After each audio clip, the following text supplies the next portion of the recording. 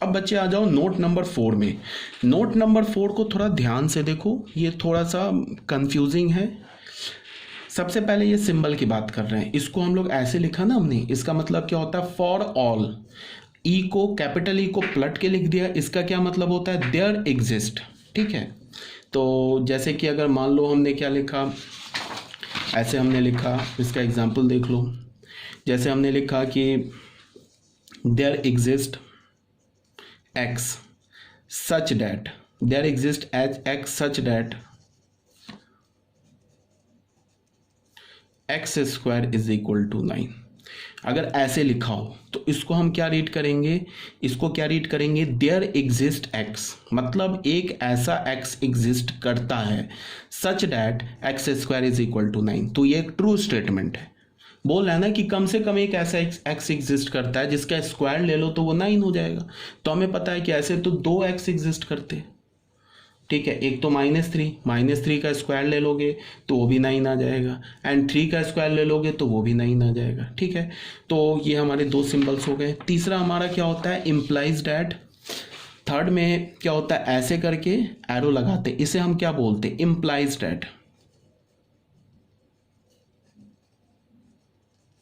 अगर हम ऐसे एरो लगा के ऐसे क्रॉस कर दें, इसका क्या मतलब होता है, डज नॉट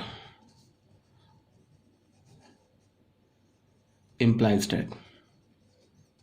ठीक है, इसका मतलब होता है इम्प्लाइज डैट, इसका क्या मतलब होता है, डज नॉट इम्प्लाइज डैट। ठीक है, तो ये बात आ गई समझ में। अब जैसे देखो यहाँ मेरी बात को समझो, इम्प्लाई का क्या मतलब होता है, इसको अगर हम हिंदी में बोलेंगे तो क्या होगा, हिंदी में कैसे बोलेंगे इम्प्लाइज डैट को, इसका मतलब ये है कि, डज नॉट इम्प्लाइज डैट को क्या बोलेंगे, इसका मतलब ये नहीं है कि, हिंदी में बोलेंगे।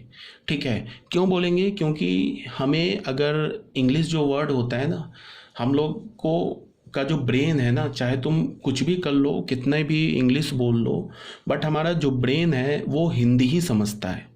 आ रही बात समझ में। रीज़न क्या है, क्योंकि रीज़न ये है कि हमारा जो ब्रेन होता है ना, उसमें स्टार्टिंग से हिंदी ही फीड है।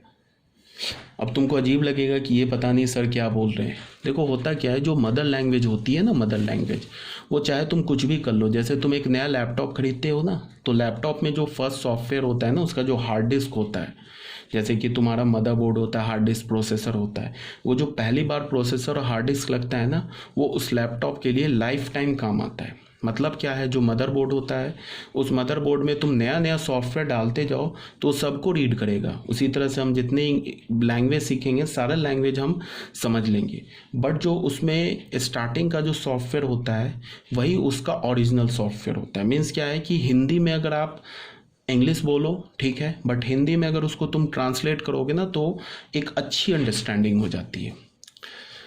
मैं क्या बोलना चाह रहा हूँ, इसको सुनो। इसको मैं क्या बोलूँगा, इसका मतलब ये है कि, इसको मैं क्या बोलूँगा, इसका मतलब ये नहीं है कि। ठीक है, तो अब जरा क्वेश्चन नंबर 1 आ जाओ, इसको जरा बच्चे ध्यान से देखो। यहाँ क्या बोल रहा है, x is equal to 3 implies x is equal to 9, x square is equal to 9। अब मैंने क्या वर्ड इसको पढ़ा, इंग्लिश में क्या पढ़ा, इम्प्लाइज डैट। ये इंग्लिश वर्ड है, इम्प्लाइज भी इंग्लिश वर्ड है, डैट भी इंग्लिश वर्ड है। अब मैं इसको हिंदी में रीड कर रहा हूँ, देखो मुझे कितना बढ़िया आएगा समझ में।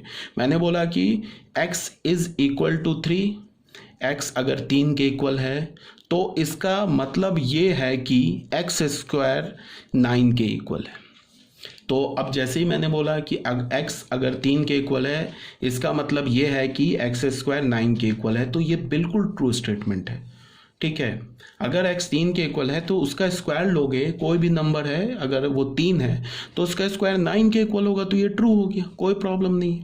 अब आ जाते हैं क्वेश्चन नंबर 2 में। यहाँ क्या बोल रहा है, x square is equal to 9 implies that x is equal to 3। Implies that को मैं हिंदी में पढ़ता हूँ। यहाँ क्या मैंने बोला, एक्स स्क्वायर अगर 9 के इक्वल है, इसका मतलब ये है कि x इज इक्वल टू 3। यहाँ गड़बड़ है। क्यों गड़बड़ है, क्योंकि क्या ये बोल रहा है कि अगर x का स्क्वायर 9 है तो इसका ये मतलब है कि x 3 के इक्वल है, बट वो x तो -3 के भी इक्वल हो सकता है। ये थोड़े ना मतलब है कि वो 3 के इक्वल है, वो -3 के भी इक्वल हो सकता है। इसका क्या मतलब है कि ये जो स्टेटमेंट है ये एक फॉल्स स्टेटमेंट है। बच्चे आ रहे हैं समझ में क्या बोल रहा हूँ? ये स्टेटमेंट कैसा है? एक फॉल्स स्टेटमेंट है। अब आ जाओ क्वेश्चन नंबर 3 में। इसमें क्या बोल रहा है? X square is equal to 9 implies that x is not equal to 3। तो ये भी बच्चे फॉल्स स्टेटमेंट है। अब जरा सुनो ध्यान से, ये क्या बोल रहा है? ये क्यों ट्रू हो गया, ये क्यों फॉल्स हो गया, ये क्यों फॉल्स हो गया, इसको तुम समझो। ये दोनों के पीछे रीजन क्या है? ये फॉल्स इसलिए हुआ क्योंकि यहाँ क्या बोल रहा है कि अगर एक्स स्क्वायर 9 के इक्वल है तो इसका ये मतलब है कि एक्स 3 के इक्वल है। तो मैंने इसको कैसे डिस्कार्डेड किया? मैंने कैसे डिस्कार्ड किया? मैंने ये बोला कि एक्स 3 के भी इक्वल हो सकता है और एक्स -3 के भी इक्वल हो सकता है, इसीलिए गलत लिखा हुआ है। तो यहाँ पे इसको फॉल्स के पीछे का रीजन क्या है कि x is equal to -3 also. इसके पीछे फॉल्स होने का क्या रीजन है?